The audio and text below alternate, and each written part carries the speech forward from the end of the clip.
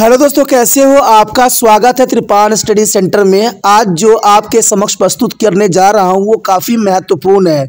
जो बच्चे कंपटीशन की तैयारी कर रहे हैं उनके लिए काफ़ी महत्वपूर्ण रहेगा। इसमें एमसीक्यू के अंतर्गत आपके समक्ष क्वेश्चन रहेगा जो हर एक एग्ज़ाम के लिए महत्वपूर्ण रहेगा। चाहे आप एसएससी के एग्ज़ाम दे रहे हो, चाहे यूपीएससी के एग्ज़ाम दे रहे हो, तो काफ़ी महत्व रखेगा। चलिए देखते हैं हमारा आज जो है एमसीक्यू क्या कहता है। हमारे समक्ष आ गया है। देखिए क्वेश्चन बहुत काफ़ी इंपॉर्टेंट है कि ओम के नियम के स्थापन के लिए विद्युत सेटअप को संबंध में दिए कथनों में से कौन सा सत्य नहीं है। अब देखिए क्वेश्चन यही बात बच्चे समझ नहीं पाते हैं। यहाँ पर क्वेश्चन पूछ लिया गया है कि ओम के नियम के स्थापन के लिए विद्युत सेटअप के संबंध में दिए कथनों में से कौन सा सत्य नहीं है, यानी हमसे गलत पूछ लिया है कि कौन सा इसमें से गलत है। पहला है वोल्ट मीटर द्वारा प्रतिरोध के समांतर जुड़ा हुआ है। बी, एम मीटर श्रृंखला परिपथ में जुड़ा हुआ है। सी, रजिस्टर केबल विद्युत परिपथ में प्रतिरोध बढ़ा सकता है। या डी, विद्युत परिपथ को चालू बंद करने के लिए एकल कुंजी का उपयोग किया जाता है। क्वेश्चन बहुत क्लियर है। पहले आप अपना आंसर देखिए, फिर मैं अपना आंसर आपको बता सकता हूँ कि क्या हो सकता है इसका आंसर। तो देखा जाए तो क्वेश्चन तो समझ ही गए होंगे कि ओम के नियम के स्थापन के लिए विद्युत सेटअप के संबंध में कथनों में से कौन सा सत्य नहीं है, यानी हमसे गलत पूछा है। तो गलत पूछा है तो चलिए देखते हैं क्या हो सकता है। सबसे पहली बात, अगर हम बात करें विद्युत परिपथ के चालू बंद करने के लिए एक कुंजी का उपयोग किया जाता है। देखिए ये कुंजी का उपयोग स्थापन के लिए क्या बात है, ये तो बात सही है। ये तो सही बात बोल रहा है कि विद्युत परिपथ को चालू बंद करने के लिए एक कुंजी का उपयोग किया जाता है। ये तो बात सत्य है भाई कि अगर हम विद्युत परिपथ को चालू करने के लिए बंद कुंजी का तो उपयोग करते हैं, यानी स्विच का तो उपयोग करते हो कि नहीं, विद्युत को ऑन ऑफ करते रहते हो। तो इसका मतलब डी ऑप्शन सही है, यानी सत्य है। लेकिन हमसे असत्य पूछ लिया है, सत्य नहीं है पूछा हुआ है। दूसरी बात की तरफ अगर बात करें तो देखिए वोल्ट मीटर द्वारा प्रतिरोध को समांतर जुड़ा हुआ होता है। वोल्ट मीटर हमेशा ही समांतर जुड़ा हुआ होता है। ये ओम के नियम के स्थापन के लिए इंपॉर्टेंट है, ये बात भी सही है। दूसरा है बी, एम मीटर श्रृंखला परिपथ में जुड़ा होता है। एम मीटर जो होती है दोस्तों, वो हमेशा, हमने पहले भी क्वेश्चन किया था कि एम मीटर हमेशा सीरीज में जुड़ा होता है, यानी श्रेणी क्रम यानी श्रृंखला में जुड़ा हुआ होता है। तो ये भी बात ओम के नियम के स्थापन के लिए बात सही की गई है। लेकिन हमसे क्या क्वेश्चन पूछा हुआ है, सत्य नहीं है। अब देखिए सी क्या कह रहा है, रेस्टेट केबल विद्युत परिपथ को प्रतिरोध बढ़ा सकता है। ये बात यहाँ पर गलत है कि ओम के नियम के स्थापन के लिए ये बात बिल्कुल ही गलत है, यानी ऑप्शन हमारा सी सही है, क्योंकि हमसे गलत पूछ रखा था, सत्य नहीं है पूछा हुआ है। तो इसका मतलब ऑप्शन सी सही है। आप सी ऑप्शन के साथ जा सकते हो कि रेस्टेट केबल विद्युत परिपथ में प्रतिरोध बढ़ा सकता है। सी ऑप्शन यहाँ पर गलत है, सी ऑप्शन जो है सत्य नहीं है। चलिए देखते हैं अगला क्वेश्चन क्या है। चलिए यहाँ पर हमारा क्वेश्चन आ गया है, काफ़ी महत्वपूर्ण है। क्वेश्चन है कि पीडी ज्ञात करने के लिए पीडी पोटेंशियल डिफरेंस ज्ञात करने के लिए वोल्ट मीटर का उपयोग किया जाता है। आपको पता है पोटेंशियल डिफरेंस जो है ज्ञात करने के लिए हम वोल्ट मीटर का उपयोग करते हैं। किसी भी विद्युत परिपथ में नीचे दिए गए कथनों में से कौन सा सत्य है, यानी यहाँ पर सिर्फ एक बात सही है, बाकी तीन बात गलत है। हमने तीन बातों में से एक बात सत्य को ढूंढना है। पहला बात बोला है कि वोल्ट मीटर एक उच्च प्रतिरोध उपकरण है और इसको श्रृंखला सर्किट में जुड़ा होता है, यानी सीरीज में इसको जोड़ा जाता है।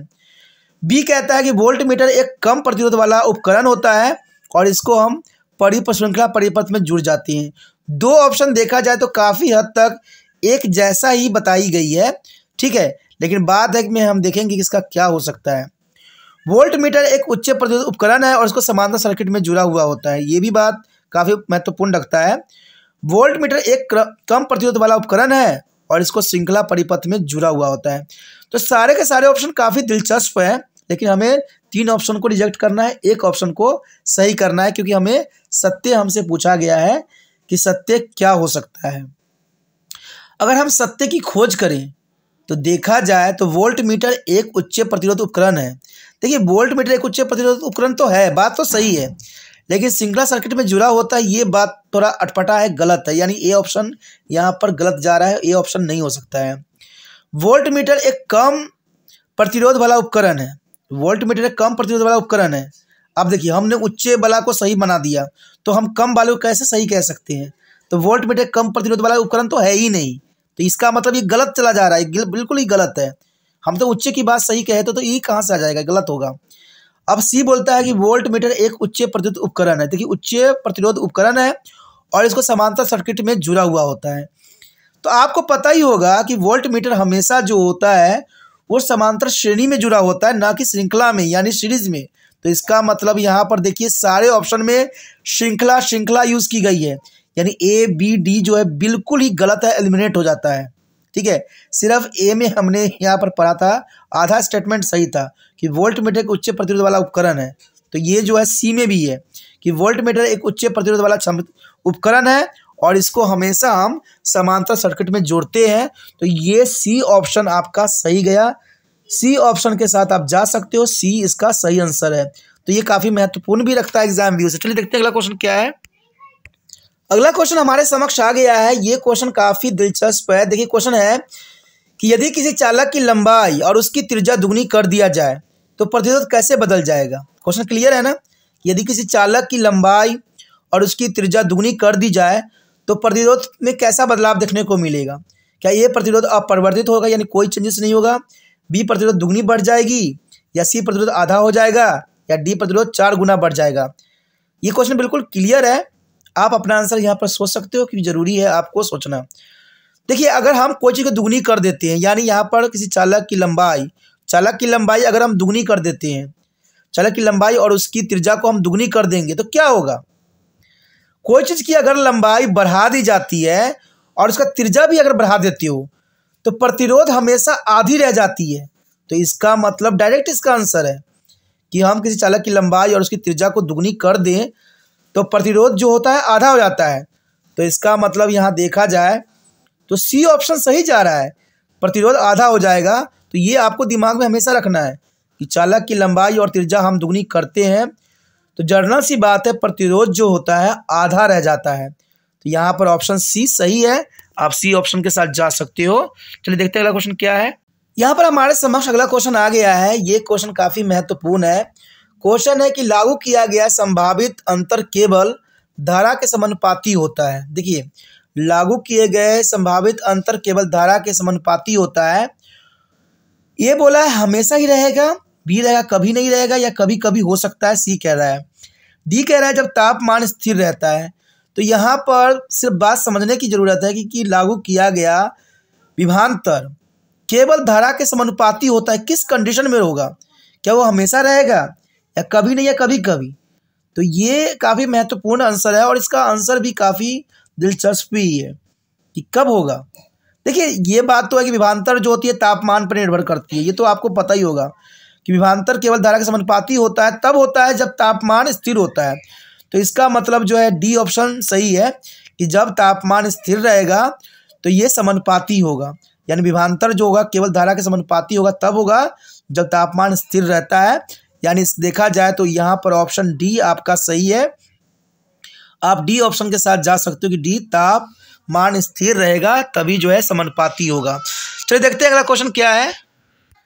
यहाँ पर हमारे समक्ष आ गया है, काफ़ी महत्वपूर्ण क्वेश्चन है। क्वेश्चन है कि ऐसा इकाई में जूल कूलम्ब -1 के बराबर है कौन होता है? ये काफ़ी महत्वपूर्ण है।